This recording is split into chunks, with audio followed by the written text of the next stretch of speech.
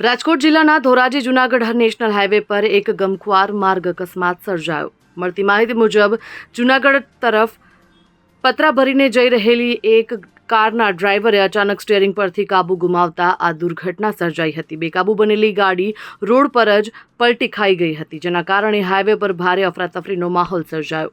આ માલવાહક ગાડીમાં માત્ર સામાન જ નહોતો, પરંતુ પતરાની ઉપર 7 જેટલા મજૂરો પણ અત્યંત જોખમી રીતે બેઠા હતા। ડ્રાઈવરે કાબુ ગુમાવતા જ ગાડી પલટી ગઈ હતી અને ઉપર બેઠેલા તમામ મજૂરો રોડ ઉપર પટકાયા હતા, જેને લઈને 3 મજૂરોને ઈજાઓ પહોંચતા હોસ્પિટલ ખસેડવામાં આવ્યા છે।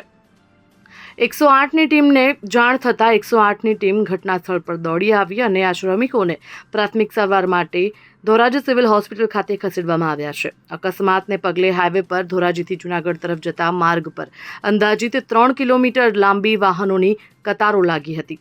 કલાકો સુધી ટ્રાફિક જામની સ્થિતિ સર્જાતા વાહન ચાલકોને ભારે હાલાકીનો સામનો કરવો પડ્યો હતો। Bureau report, Gujarat fight news.